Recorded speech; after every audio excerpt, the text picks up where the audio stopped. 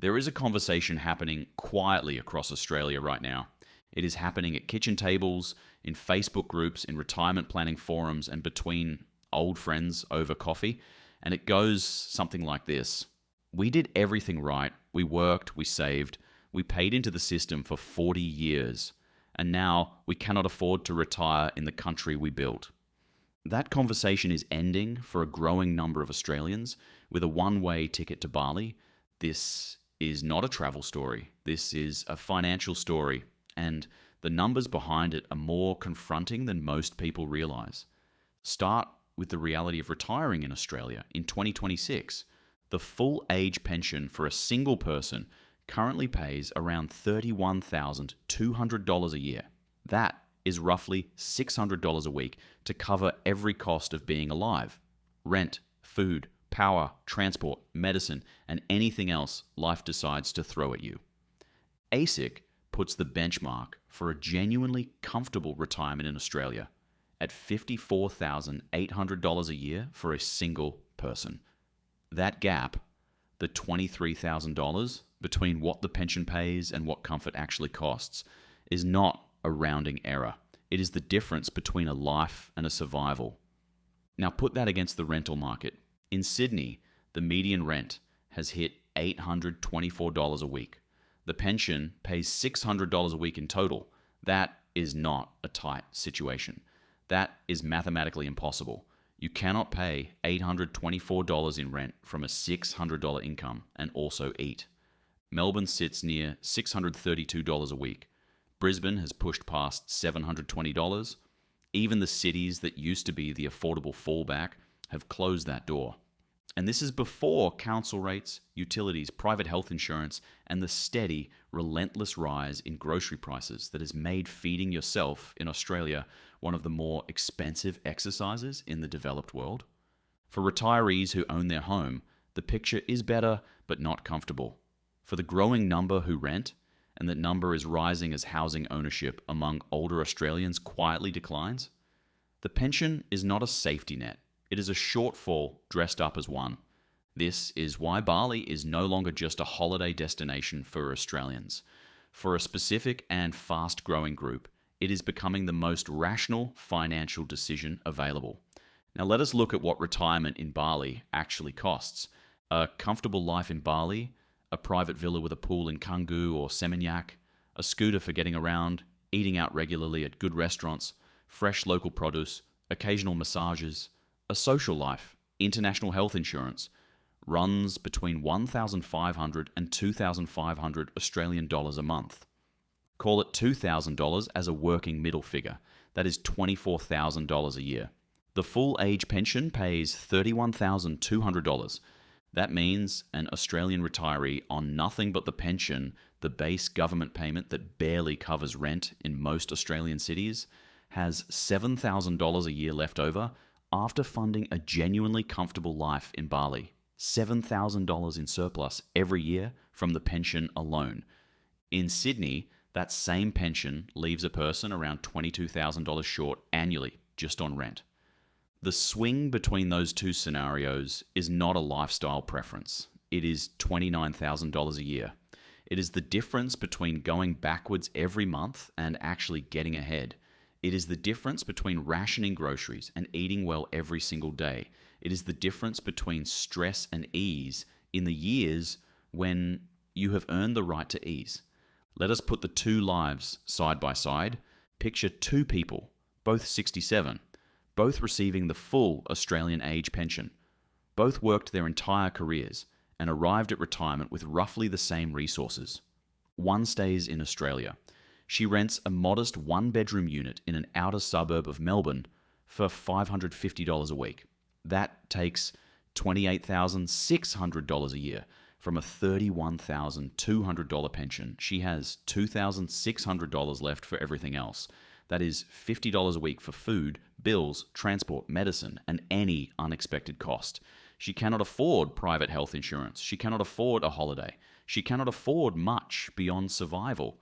She's not poor by the government's definition, but she's not living. She's enduring. The other takes the pension to Bali. He rents a 2-bedroom villa with a pool in Ubud for the equivalent of 900 Australian dollars a month. He eats breakfast at a cafe every morning for $4.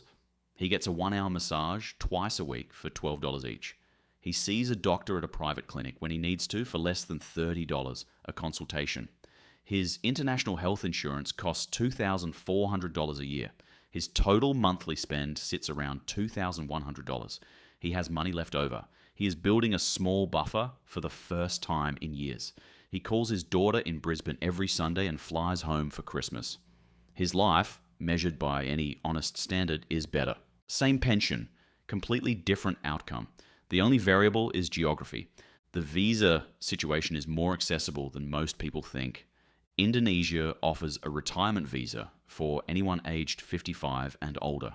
The requirements are straightforward. You need proof of either $3,000 per month in income, which the age pension combined with any super drawdown comfortably covers for many, or $50,000 in savings deposited in an Indonesian state-owned bank. The visa is renewable and allows full-time residence. For those who want to test the water before committing, Bali also falls under Indonesia's new second home visa, which allows stays of up to 5 years and has become increasingly popular with longer-term visitors. The bureaucratic process is not without its paperwork, but compared to the financial complexity of surviving retirement in an Australian capital city, the administrative hurdle of an Indonesian visa is a minor inconvenience, and the pension travels with you. This is the part that surprises most people. You can receive the Australian age pension while living permanently overseas. As long as you lived in Australia for at least 10 years, with 5 of those being consecutive, and you apply for the pension while still in Australia, the payments follow you wherever you go. You will lose some supplementary payments after 6 weeks abroad. The energy supplement disappears, rent assistance goes, but the core pension payment, the $31,200 a year, keeps arriving in your Australian bank account whether you are in Ballarat or Bali. That is not a loophole. That is how the system works. And tens of thousands of Australians are already using it. The government's own data shows around 90,000 Australians currently receive the age pension from overseas, and that number has been rising every year. What about superannuation? Your super does not disappear when you leave the country. Once you have reached preservation age and met a condition of release, which for most people means reaching 60 and retiring, you can access your super from anywhere in the world. You can take lump sum withdrawals or set up an account-based pension that pays you regularly into your Australian bank account. For anyone over 60, those withdrawals are generally tax-free in Australia. The key is having your super strategy structured before you leave. Managing it from overseas is more complex. The time to organize your drawdown strategy, your investment options, and your withdrawal schedule is while you are still here with access to Australian financial advice. Done properly, a modest super balance combined with the age pension can produce a retirement income in Bali that would require well over $1 million to replicate in Sydney. The honest conversation about what you give up. This is not a story with only one side. Bali is not Australia. The infrastructure is different. The roads are chaotic. The bureaucracy is slow and occasionally opaque. The humidity is constant and not everyone thrives in it. Flooding in the wet season is a reality in some areas. Food safety requires attention when you first arrive. The cultural and linguistic gap, while manageable, is real. There is no Medicare. Australia has no reciprocal healthcare agreement with Indonesia. Private health insurance is not optional. It is essential. For someone in their early to mid-60s, a solid international health policy costs between $2,000 and $3,500 Australian dollars a year, depending on age and coverage level. Budget for it from day one.